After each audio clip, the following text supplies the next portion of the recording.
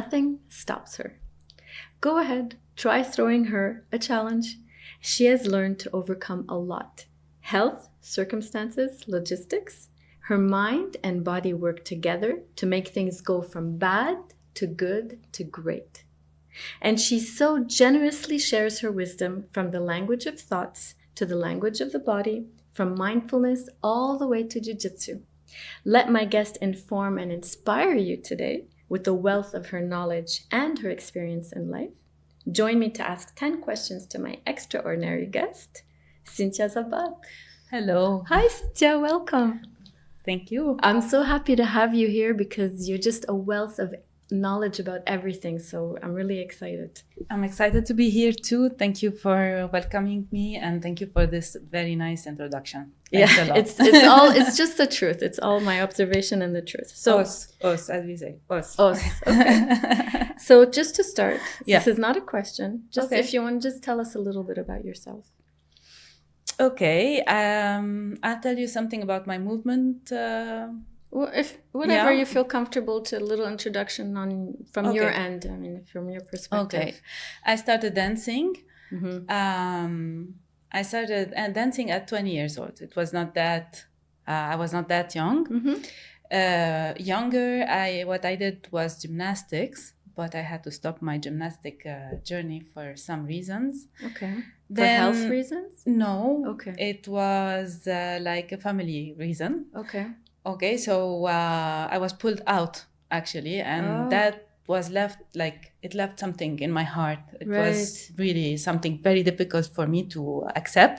Oh. So I waited till I started actually my university, and I went to work so that I can get my money and pay for dance classes. Ah. And I went into dancing while I was studying at the university. So you went from gymnastics to dancing. Yes, because I was like 20 years old, Yeah. and like 20 years old, like starting gymnastics at 20 years old again. Yeah, it's tough. It's something that no. So yeah, it doesn't work. I went to dancing, and then my journey began there. I had a partner, but my partners never were stable with me. So dance partners. Yes, I understood. Yeah, right. so I left ballroom dance and I went into flamenco and I went into folkloric dance like dabke.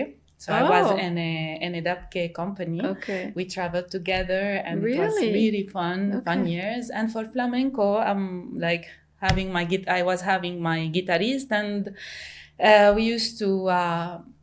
He used to play the guitar, and I used to dance. So you're into like folklore, like if it was Lebanese or Spanish, but Yes. just to give a little bit of perspective, you studied translation.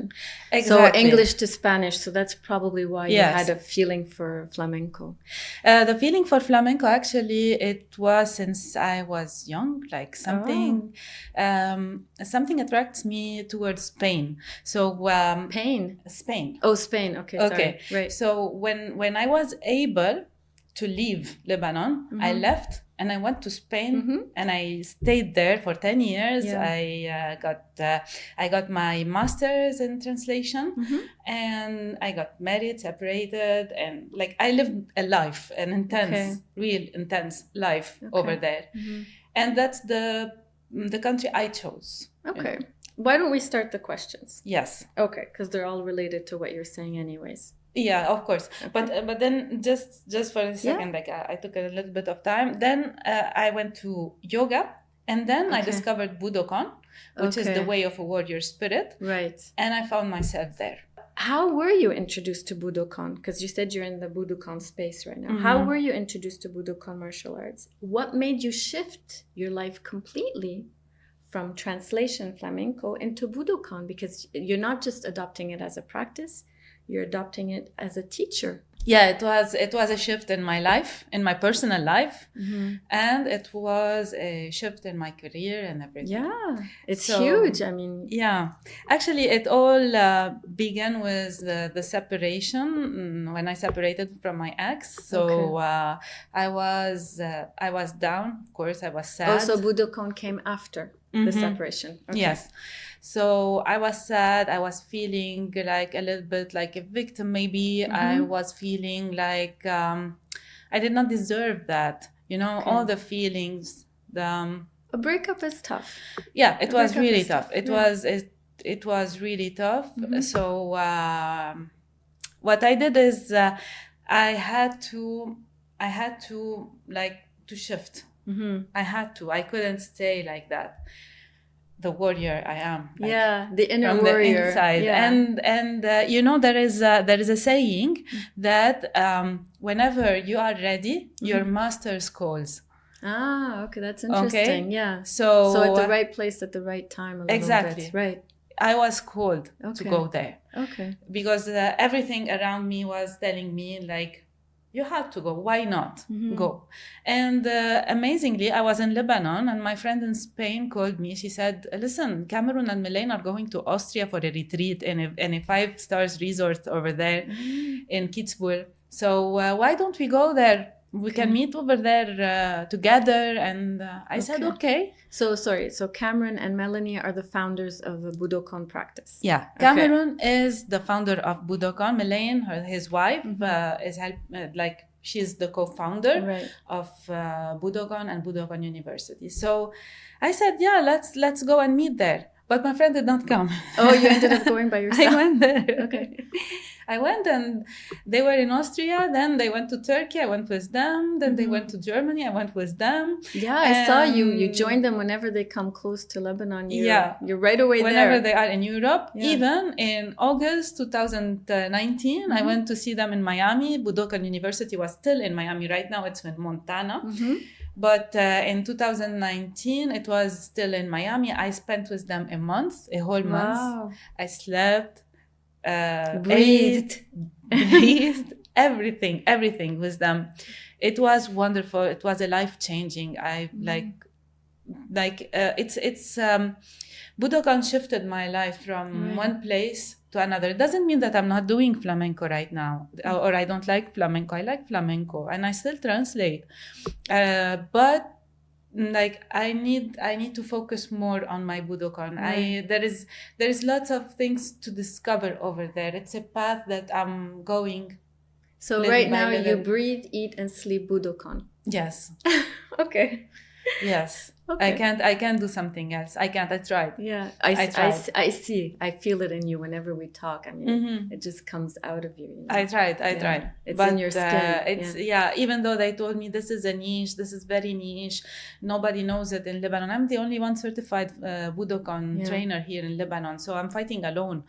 But exactly because it's a niche, it'll distinguish you. Niche. Right. So especially here in Lebanon. So but I'm ready to take it. You're the warrior. I'm the warrior, and I'm taking the path. It's amazing. I'm taking it. I don't care if I'm alone. I don't care the fights I have to fight. I don't care. I just want to get there. I love what you're doing anyways, and I think you're on the right path. So thank you. Even if it'll take a bit of time. When I watch you move in your reels, because you share a lot of yourself on your accounts, when I watch you, I feel like you're almost like a contortionist. I feel almost that there's so much space opening up in your body, and I feel freedom and strength and grace. I feel it all. I watch it and I'm just amazed. How does it impact your mind, your spirit, and your body when you do these exercises? You know what I mean? How does it make you feel? How does it make your mind feel, your spirit? How does your body feel? Tell me how you move. I tell you how to think. You think. I know how my students think just by watching them move. Wow. Yeah. It's amazing. It's amazing how everything reflects in the way you position your body. Right.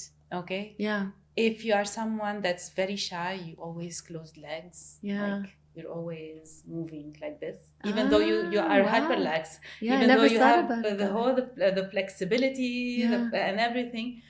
But if you're shy, then you will move in a shy way. Okay. If you're open, even you don't have the flexibility, you see like something. Right. Like trying to open. Okay. And yes. If you're stressed, how do you see? Stressed, they go like this? How would they go? Yeah. If you're stressed, you're prone to injury. Right, you true. injure yourself a lot. That's true. Yeah. You know? Yeah. So Budokon impacted my way of thinking, of course, because just putting ourselves in jiu-jitsu, in martial arts, okay? Of course, I started martial art, I was 38 years old. That's amazing. Yeah. When you tell me this, because I see you as though you've been doing it for like 20 years. Because I do it every day. Yeah. Yeah. Because I breathe it. Yeah. Because I eat it. You eat, breathe, and sleep. I sleep with it. Yeah. You know? So I started martial arts late, 38 years old. Yeah. Okay? And the first time I was a yoga teacher, and before Budokon, I was a vinyasa teacher. You know, yoga teachers talk a lot about presence. Like, you have to be present, you have to be present, you have to be present. And I was. But I was not walking the talk until I received my first punch in the face. Oh, I see. Then I knew. Who punched you in the face? I was in a Muay Thai. I see. Okay. Like not like somebody on the street. No. Okay. No. Okay. I was practicing Muay Thai, and I got the punch in my face, and I looked like that. I said, "This is presence."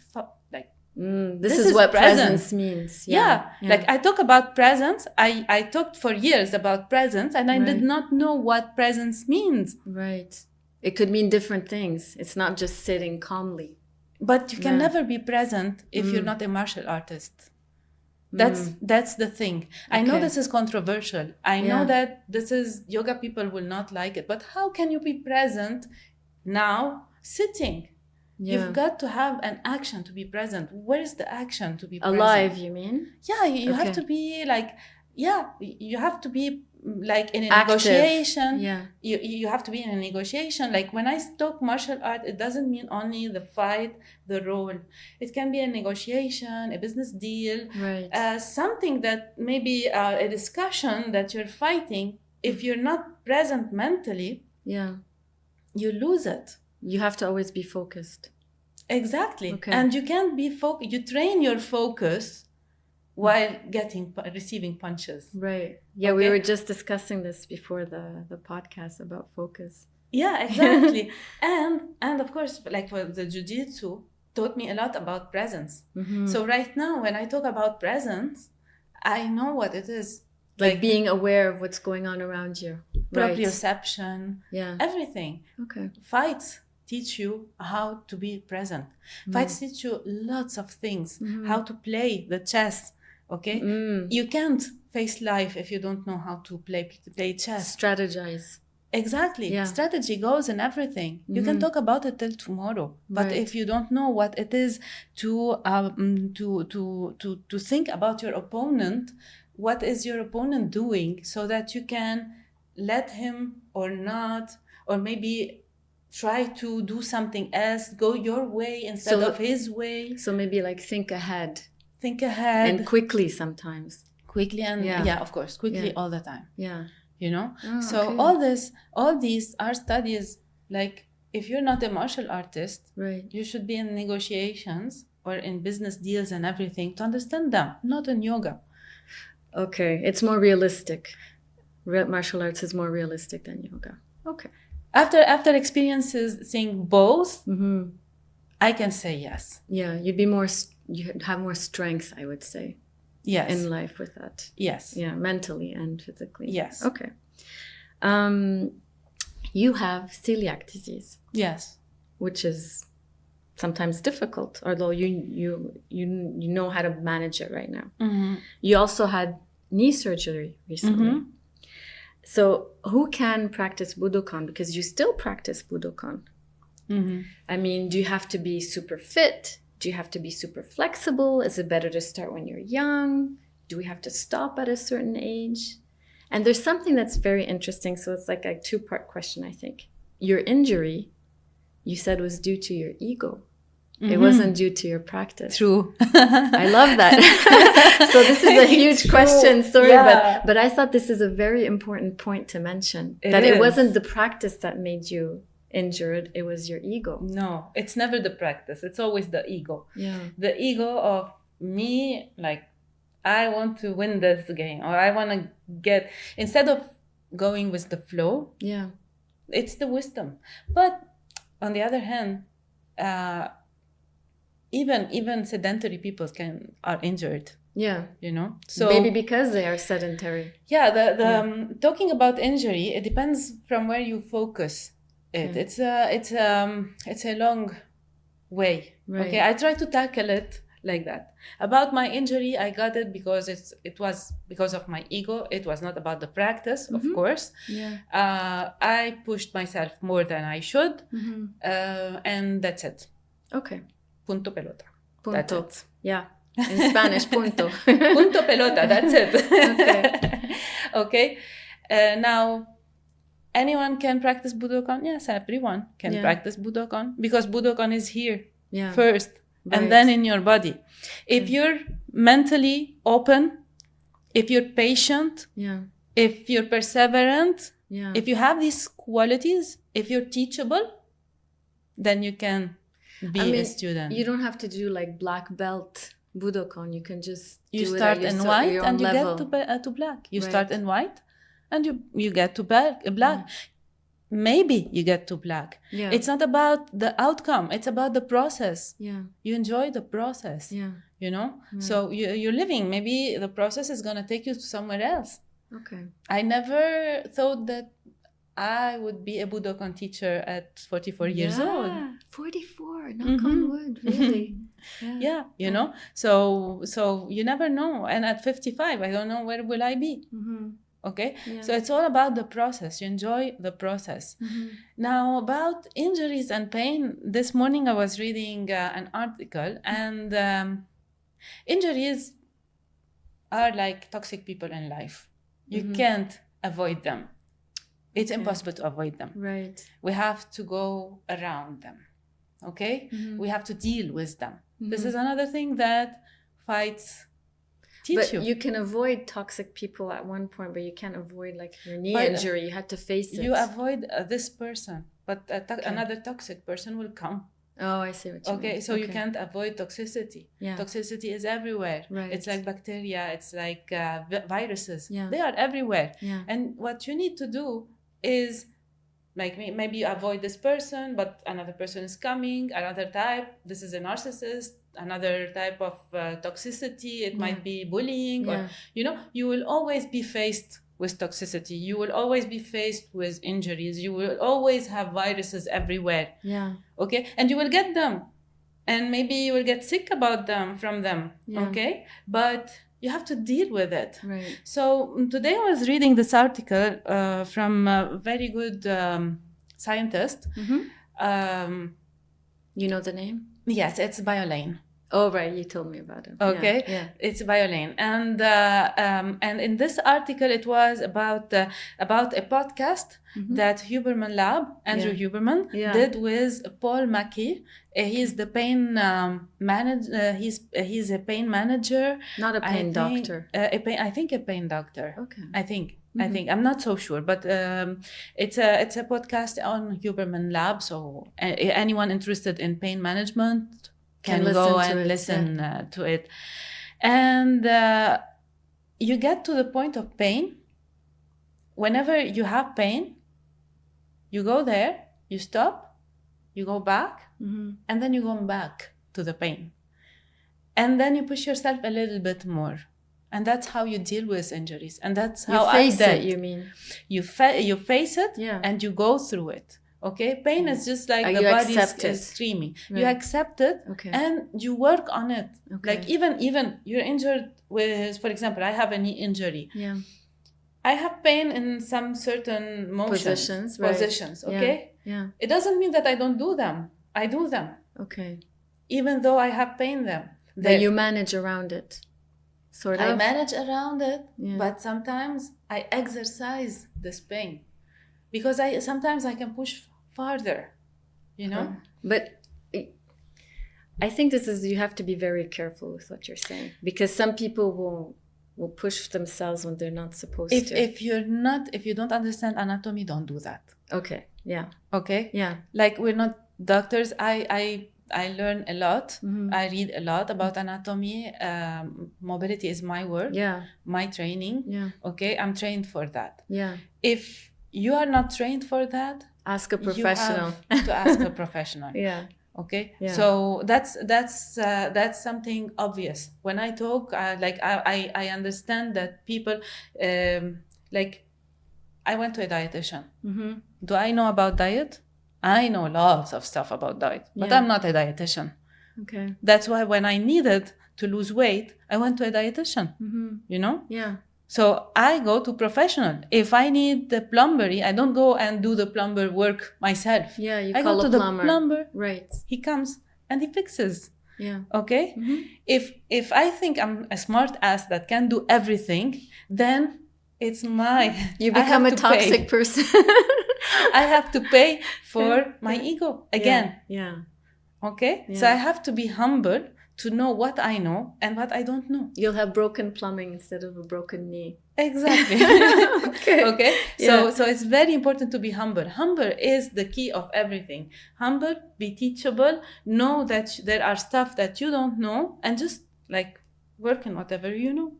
Okay. That's it. Okay. So if I say I push myself, it's because I know myself. But if someone else who doesn't know, he's a businessman. I have no idea about business. So he is a businessman. I can fix his knee. Okay. Or I can fix his movement. But he can fix my business plan. Exactly. You know? Yeah. So I will not pretend to do a business plan myself. I will let him do his job and let me do my job. Be realistic. Yeah. Okay. I see more and more women in martial arts. I love that. I really like martial arts, and I really like to see the women because they're really excelling. I see dedication and discipline. It's just wonderful. What is it about martial arts that people are attracted to it? People are attracted because it's violent. People are attracted by violence. There is a dose of violence in each one of us. You can't say no. And that's my discussion with all yoga people. No, we're spiritual. We want peace. No, you don't. You're really gonna have the yoga people after you now, Cynthia. They are after me. Oh, they are already. Talk about it. Okay, so you're used to it. Okay. I'm sorry, I was a yoga teacher too.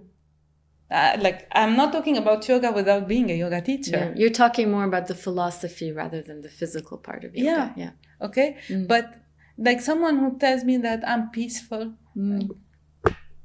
Try having somebody punch you in the face. Nobody is peaceful. This is toxic. Okay. Peace. This is toxic peace.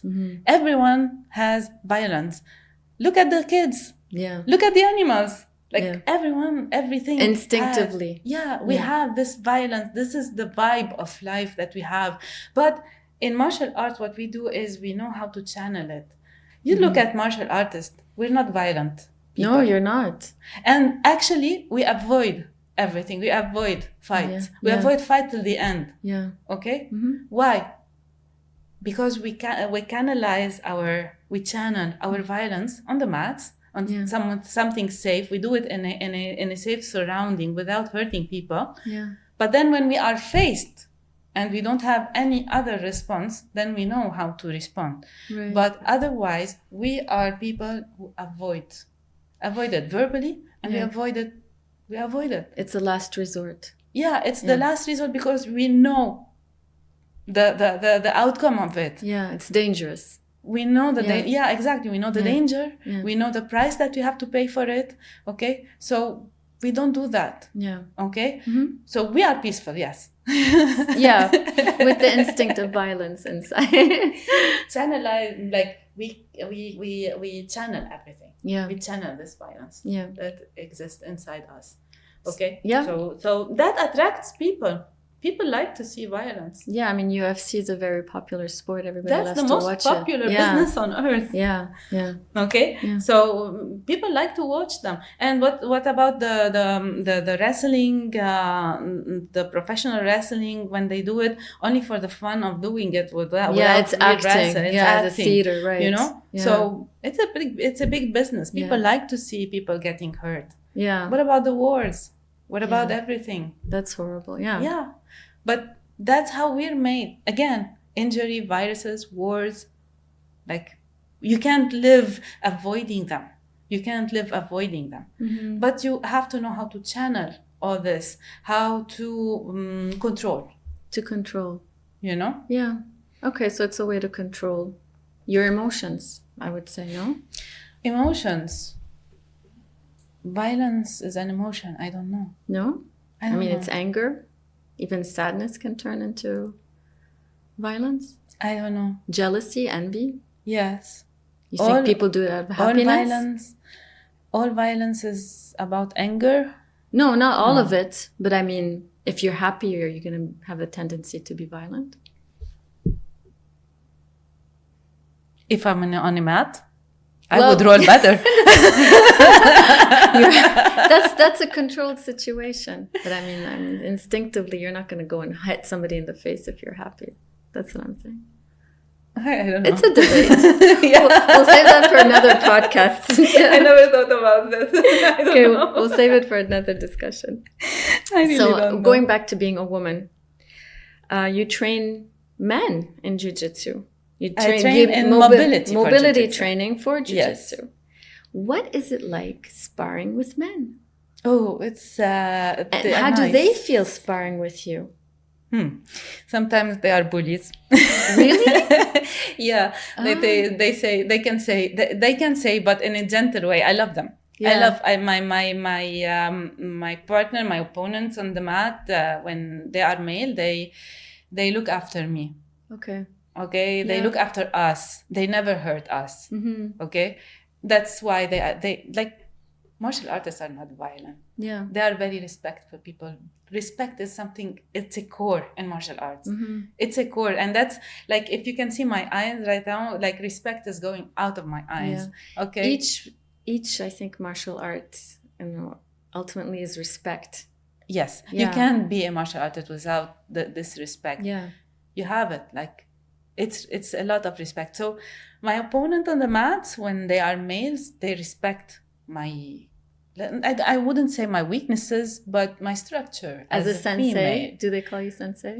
Sensei, I'm not the teacher when I'm fighting with them. Oh, okay.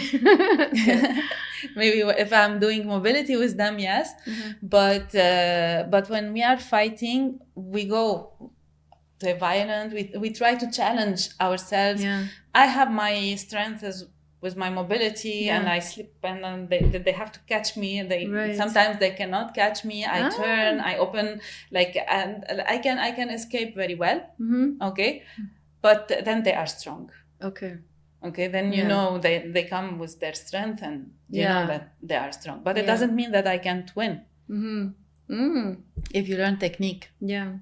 It's about technique. It's a chess game. Yeah, I think it's interesting thinking you sparring with a man, it's a little bit also intimate and everything. That just the whole feeling could be also. Under during the fight, you don't think man and woman. You think technique, chess. What is he doing? What I am doing? Anticipating what he might be doing. Yeah, your mind is your system. It's you're in arousal, but that kind of arousal that you don't want to get hurt. Adrenaline. Yes, and you don't want to get hurt. Yeah, and you're protecting yourself, and you're trying to attack because that's the game. It's defense and attack. Interesting. So on the mat, we're sisters and brothers, and we roll together as sisters and brothers, learning from each other. As sisters and brothers. Really, there's a brotherhood on the mat that you can't find it anywhere else. Like a tribe. Yes. Yeah. Amazing. Yeah. Many moves and poses are named after animals. Mm-hmm. Yeah.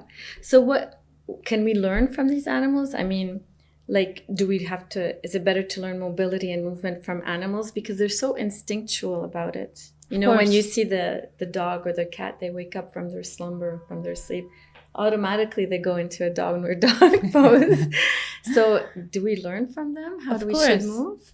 Of course. Is that why they're called after animals? The poses? Yes, and Budokon has something, the animal locomotion. It's a very, it's a part of yoga. It's a part of our calisthenics. It's a part of our mobility. Yeah. And actually, Cameron Shane, when he first started learning the jiu-jitsu back in the days, now he's a black belt under Alexander Ribeiro and Lovato Jr., which are big names in jiu-jitsu and in martial arts worldwide.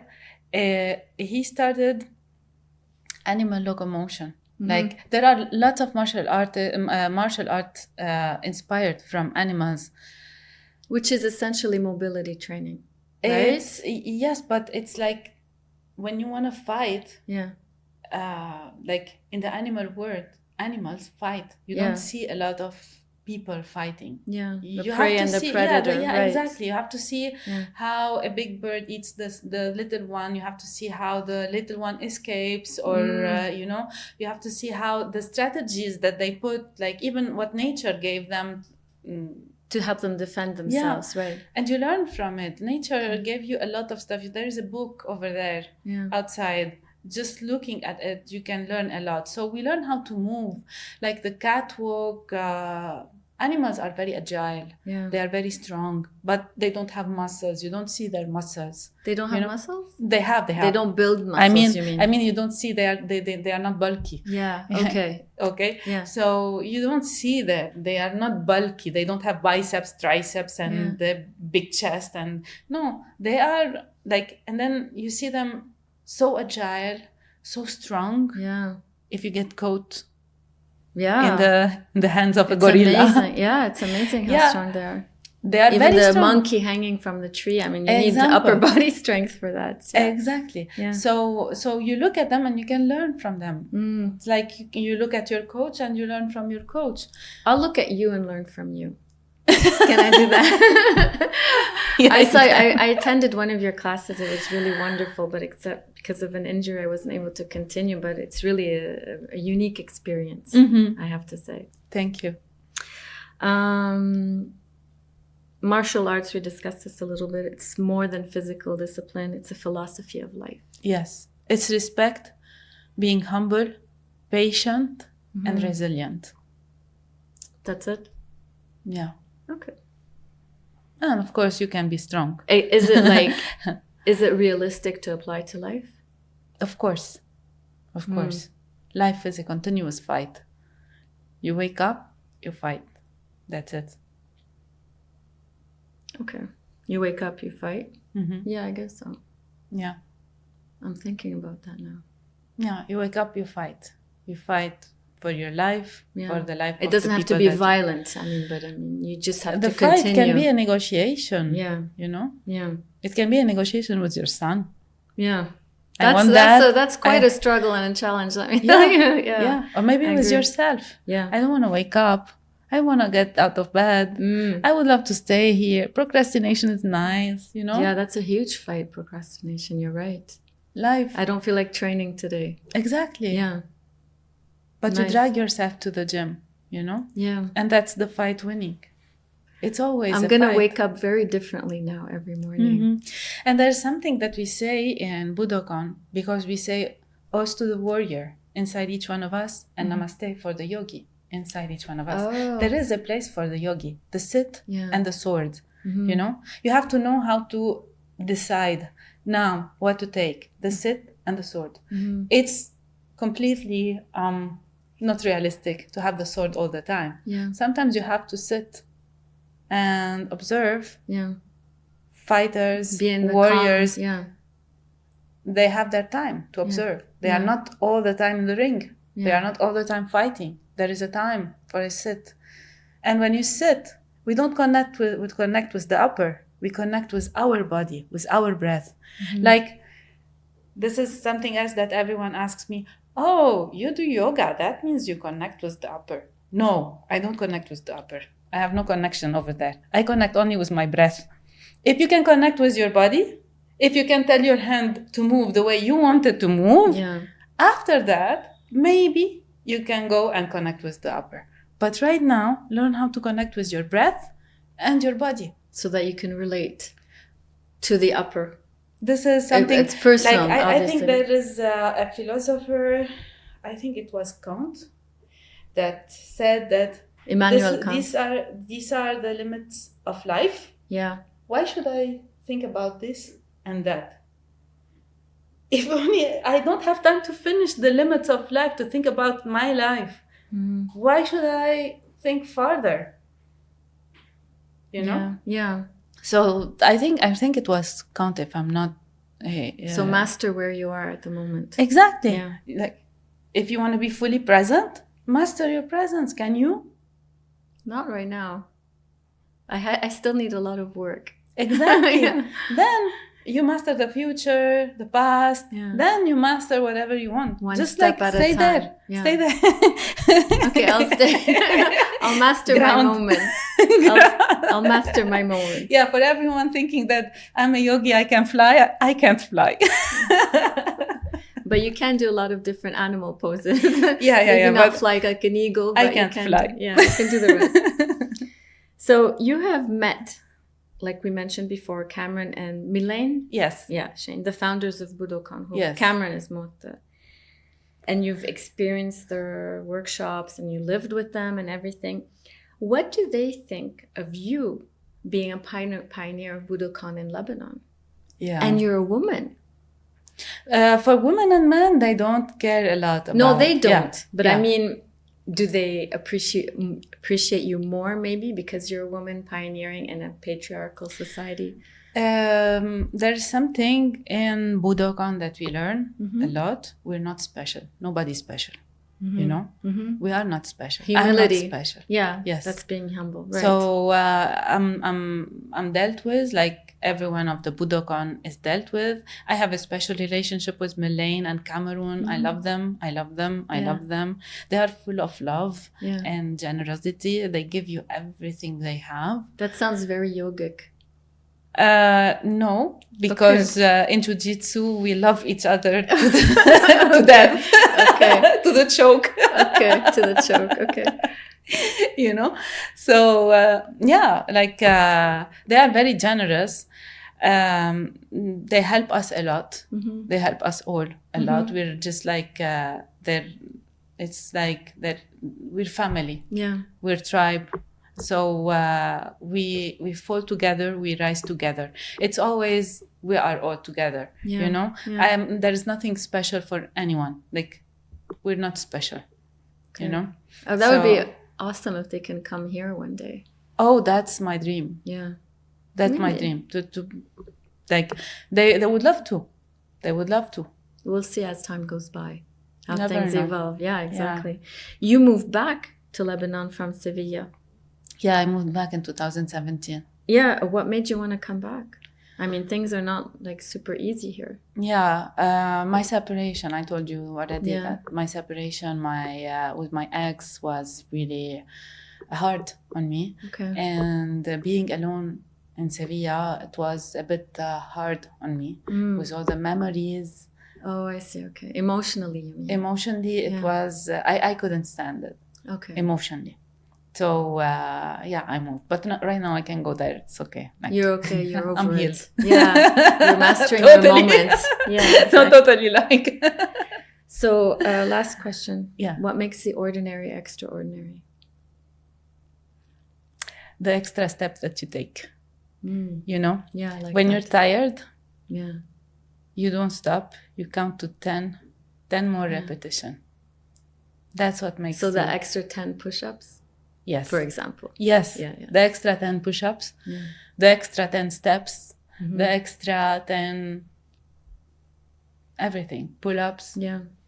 Yeah, you're right. That's what makes it the extra 10 minutes. Yeah. That extra and extraordinary, that's a little When you extra get with when you letters. get to your limit, Yeah. this whatever extra you do is what makes you extraordinary. I agree with you, Cynthia, on this one. You brought me some matcha tea. Oh yeah. I never tasted it before. Yeah. So you brought me some matcha tea to try out, and you said this is part of your Budokon, lifestyle, your yeah. regimen. Yeah, it's like, you know, I love coffee. Yeah. I drink mate. I like everything that is that gives me, that boosts me. I'm I'm someone who like, I don't take pre-workouts, but I like to have something. Like coffee is very good for everyone. Yeah. I'm telling you, unless your doctor says that you can't have coffee. And as long as we don't overdo it. Exactly. Yeah. Everything. Yeah. Like everything that is like caffeine, having caffeine, after 1 p.m. I won't take it. Okay. You know. So coffee makes part of my day in the morning, especially. Mate takes a lot of my time. I love mate. Okay. Never tried it actually. Mate, neither. You have to. It's so you're gonna have to let me try mate also. You made me try matcha today. Mate, so. I tried mate. I started with mate with the folkloric Dabke team that I was with. They were all Druze people, and they were very, very welcoming. We drank mate together after our performances or before them, and to talk. The mate ceremony for me is very nice. And then I'm like the matcha one is what Melaine used to do us. Like whenever we are with Melaine, she prepares for us the matcha. You said, sorry to interrupt, you said it's like a ritual. It's a ritual. So we think about womanhood, sisterhood, we're talking. So she prepares it for us from scratch. The milk, even the milk, she does it. Oh, really? For us, yes. Okay.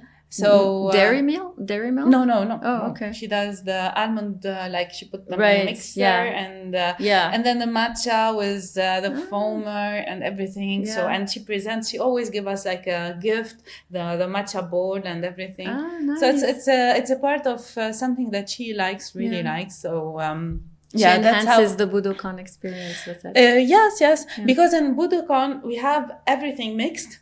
Okay, but then Melaine created something like the woman tribe, the woman like what we call it, the pack of wolves. Yeah, the women are a pack of wolves. Yeah, with her. Okay. Why not? So the women warriors, we reject the idea that we're victims. We don't go with feminism. Yeah, this is not a feminist idea. You're idea. Individuals. We're individuals. Yeah. We fight for our protection. Like we learn martial art. You wanna protect yourself? Go learn martial arts. Yeah. Okay, but don't go hide behind a man. Okay, this is weakness. Yeah. Someone left you, fine. Go ahead. Continue your. It's okay. Don't be offended. Yeah. It happens both ways, anyways. Yeah. So like we talk, we discuss stuff. It's good to have the woman tribe with her. Yeah, it feels good. You're right. Whenever we're together, it's matcha time. It's matcha time. Let's do a salute to matcha and Budokon. Hi. Os to the warrior and namaste for the yogi. Right, os to the warrior and namaste to the yogi. So people can find you on Instagram. Yes. Under your name, Cynthia Zabbat _Zabbat. Okay. You can put it in the captions. Yeah, I will definitely. Okay. Yeah. And I'm planning one of my projects. I have many projects. Tell us about that. Yeah, it sounds so nice. This one is a very nice project that we're doing. It's a trip for Albania on June 8 to 16. If anyone wants to join, there are 3 or 4 spots left. We're going like a small tribe over there. Yeah. We're not gonna go for Budokon. We're going to discover Albania in a very different way. It's a travel with purpose. Purpose. I explained it on my stories many times. Yeah. It's not a tourism. Okay, you go for a personal growth or to help the community. In this one, we're going for a personal growth.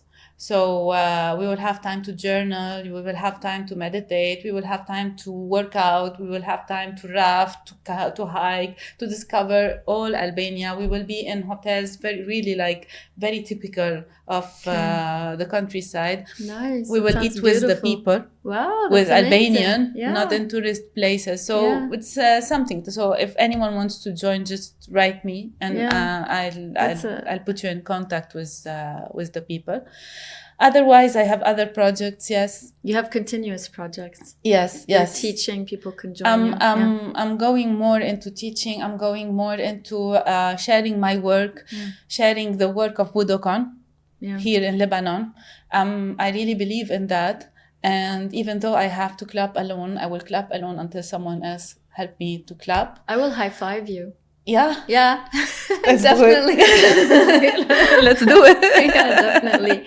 Well, it really shows that you breathe, eat, and sleep Budokon. Oh, yeah. It's just synonymous with you, and this is just fascinating. I'm really happy to have you as a guest today. I'm so happy to have. It was so enriching. Like I learned so much, even though we sat before and we talked a lot, but I even learned a lot more from you today. So thank you so much. Patricia, I'm really humbled by So your am I. presence. So am And I'm really thankful. You don't know the how happy, how grateful I am for this opportunity you're giving me. And all I can say, it's give and take, Cynthia. Really, I'm really honored to have you as a guest. Also, all I can say, like, right hand to the floor, left hand to the floor, us to the warrior inside of you, Patricia, because you have your fights, your own fights. Yeah. And I really appreciate and admire what you're doing. Thank you so much. And thank you for being you. Namaste. Namaste. Continue the fight, my friend. I will. Thank you so much. Thank you. Thank you.